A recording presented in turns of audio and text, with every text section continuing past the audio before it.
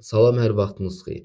Nisbət, tənasüb və faiz mövzusundan imtahana düşə biləcək 3 maraqlı suala nəzər yetirək. Ya Allah, bismillah, başladıq.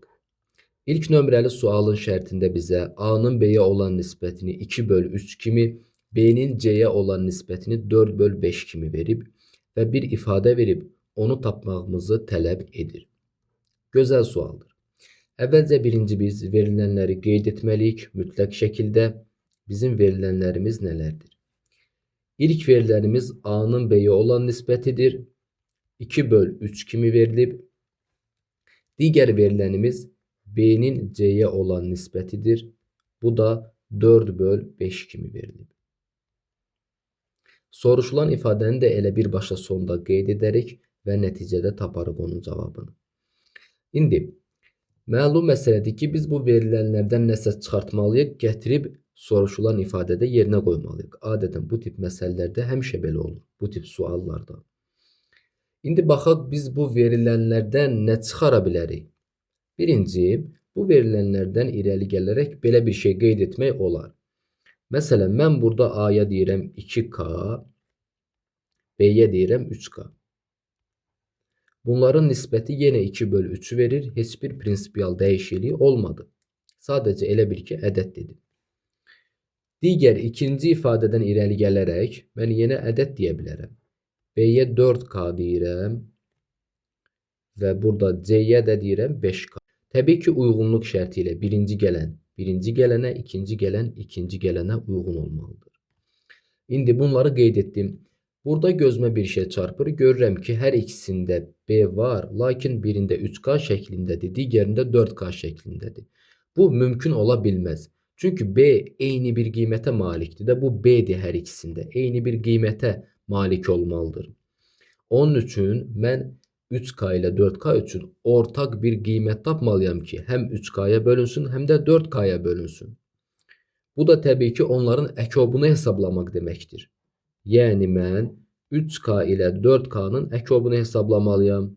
Hesablayaq. Bunlar üçün ortaq yalnız K olduğundan əkob 12K şəklində olacaq. Yaxşı, bunu 12K olaraq tapdıq. Bundan sonra nə edirik? Bundan sonra gətirib bu ifadədə müəyyən dəyişikliklər etməliyik. Əgər B 12K olacaqsa, A-nın da qiyməti dəyişəcək, digər tərəfdə C-nin də qiyməti dəyişəcək. Səbəb niyə belədir? Baxın, biz bu nisbətə bir dənə belə kəsr kimi baxaq. A-nın B-yə olan nisbəti məsələn. Kəsr kimi baxsaq, 2-nin 3-ə olan nisbətidir. Digər tərəfdə də B-nin C-yə olan nisbətinə kəsr kimi baxaq. Bu da 4/5 kimi göstərilir. İndi baxın əziz şagirdlər. Birinci ifadədə mən bunu 12 etmək istəyirəmsə 4-ə vururam. Və kəsrin əsas xassəsinə görə kəsrin qiymətinin dəyişməməsi üçün sürət də 4-ə vurulmalıdır. Və yaxud digər ifadədə mən 4-ü 12 edirəmsə demək 3-ə vururam deməkdir. Kəsrin əsas xassəsinə görə 5 də 3-ə vurulmalıdır. Onun üçün qiymətlərdə dəyişiklik olunur. O zaman belə bir nəticəyə gəlirəm. Demək A 2 vur 4 8, təbii ki yanında K-sı da olacaq 8K. B təbii ki 12K-dır. Təkrar daha yazmıram. Digərində eyni şey yazmıram. Zaten B 12K-nı bir dəfə yazmaq kifayətdir. C isə 5 vur 3 15 olacaq. Təbii ki yanında K-sı da olacaq. Onu da burada qeyd edək. 15K bərabərdir 15K olaraq qeyd etdik. İndi baxaq soruşulan ifadə nədir? Soruşulan ifadə budur. Biz birbaşa aparıb qiymətləri yerinə də qoya bilərik. İfadəni biraz sadələşdirə də bilərik. Rahatlıq olsun deyənə gəlin ifadəni biraz sadələşdirək. B kvadrat çıx A kvadratı müxtəsər vurma düsturuna görə mən B plus A vurulsun B minus A kimi göstərə bilərəm. Müxtəsər vurma düsturudur. Eyni şeyi məxrəc üçün də tətbiq edirəm. C kvadrat çıx B kvadratı C plus B vurulsun C minus B kimi göstərə bilərəm. Sonra da gətirib qiymətləri yerinə qoyaq. Demək, B ilə A-nın cəmi 20K edir. 20K vurulsun B ilə A-nın fərqi 4K edir. Bölünsün C ilə B-nin cəmi 27K edir. Vurulsun C ilə B-nin fərqi təbii ki bu da eləyir 3K. Məlum məsələdir, vurma zamanı K'lar burada ixtisar olunacaq. Qalan ədədlər isə ixtisar olunmur. O zaman sadəcə bir-birinə vurulacaq. 24-ə vurulacaq, sürətdə qeyd olunacaq 80, 27 3-ə vurulacaq, məxrəcdə qeyd olunacaq 81 kimi.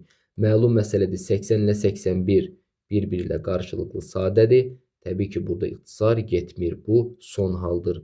Doğru cavab 81-də 8, üzr istəyirəm, 81-də 80 olacaq.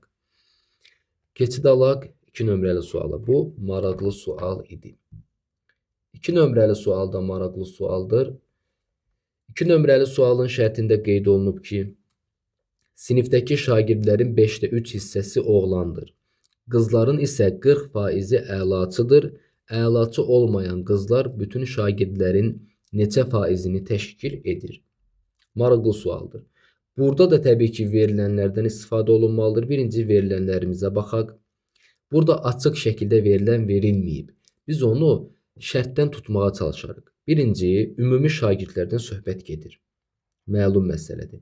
Ümumi şagird sayı. Buna bir özümüzdən A deyə bilərik. Ümumi şagird sayına və yaxud X deyə bilərik. Məsələn, A dedik. Sonra oğlanlardan söhbət gedir. Qeyd edə bilərik. Oğlanlar, onların sayı,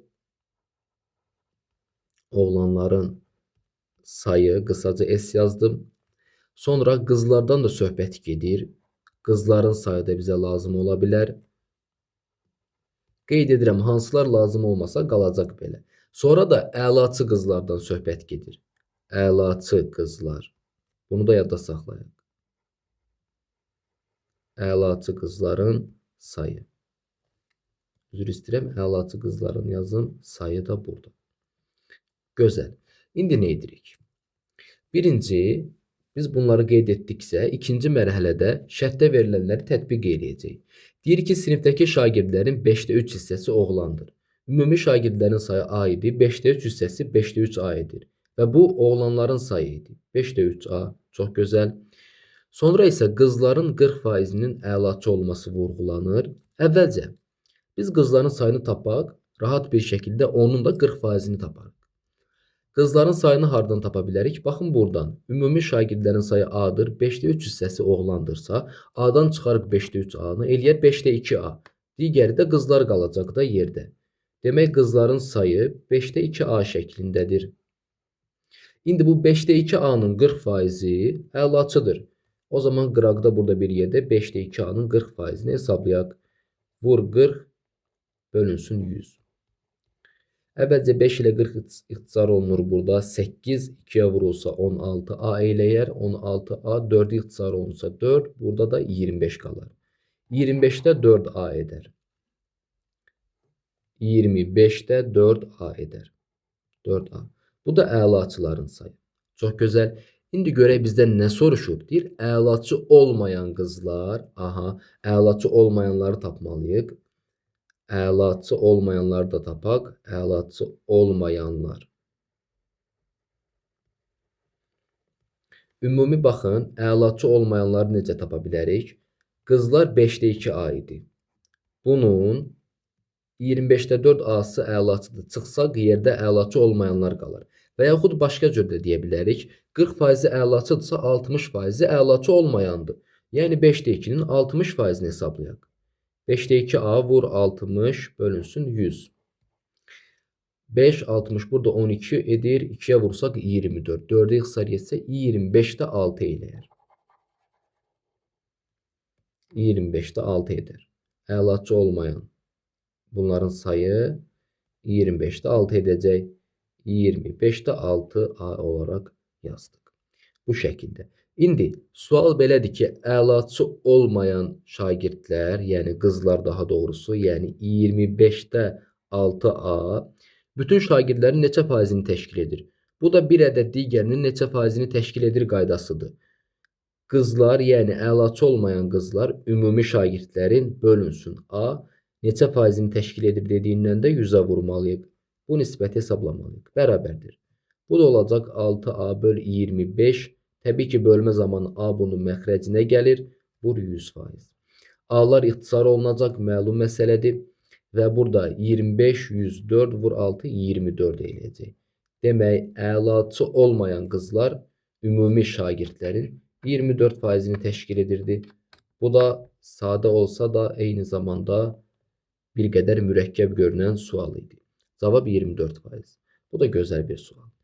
Keçid alaq digər suala, 3 nömrəli suala baxaq. 3 nömrəli sual da maraqlı sualdır.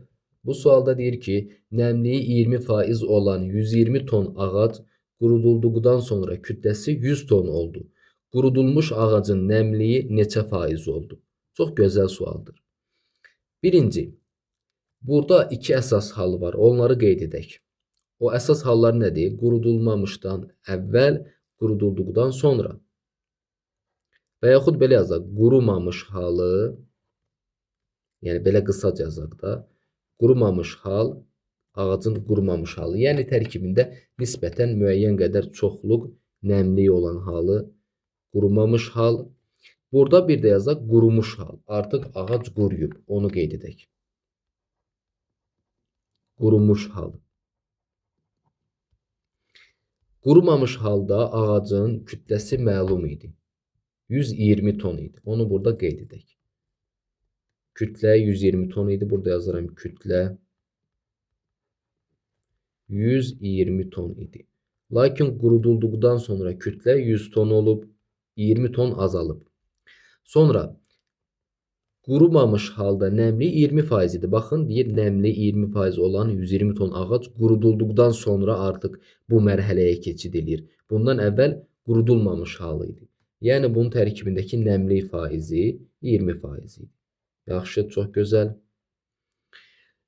İndi deyir ki, qurudulmuş ağacın nəmliyi neçə faiz oldu? Məhz buradakı nəmliyi soruşur. Buna bir x faiz deyək, bunu tapmalıyıq. Biz buradan təbii ki, birbaşa belə tənasüb qura bilmərik. Çünki bu ümumi kütlədir. Ağacın ümumi kütləsidir. Bunun üzərindən tənasüb qurmaq olmaz. Bəs yaxşı, tənasübü necə qura bilərik? Birinci, biz kütlə fərqinə nəzər yetirməliyik. Baxın, əziz şagirdlər, ağac qurudulur. Ağac qurudulursa, onun tərkibində azalan nədir? Nəmlikdir də əlbəttə. 120 ton idi, 100 ton olub. 20 ton azalma gedib. Nə azalıb? Nəmliyi azalıb. 20 ton. Baxın, 20 ton nəmliyi azalıb. 20 ton nəmlik azalıb. Bunu yadda saxlayaq. Sonra, bəs bundan sonra nə edirik? Nəmliyi 120 ton idi. Bunun 20%'ini tapaq ki, miqdarla qeyd eləyək. Çünki burada artıq miqdarla azalmanı müşahidə etdik. Miqdar.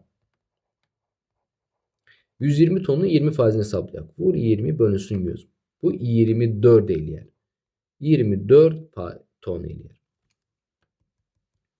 120 tonun 20%'ini hesablayaq. Bu da eləyər təqribən 24. 24 eləyər.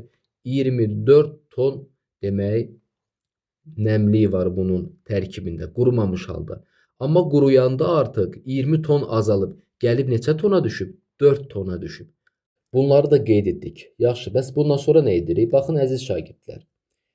Demək, 120 tonun tərkibində 24 ton nəmliyi var idi. 100 tonun da tərkibində 4 ton nəmliyi oldu. İndi deyir ki, qurudulmuş halda bu 100 ton içində 4 ton nəmliyi var. Yaxşı, bu 4 ton neçə faiz təşkil edir? Biz də 4 tonu böləcək 100 tona, vuracaq 100'ə ki, tapaq bu 4 ton 100 ton kütlədə neçə faiz təşkil edir? Bu da 4% eləyir. Demək, bu qurudulmuş halda 100 tonun 4%-i nəmlikdən ibarətdir. Yəni 4 tonu nəmlikdən ibarətdir. Doğru cavab oldu 4%.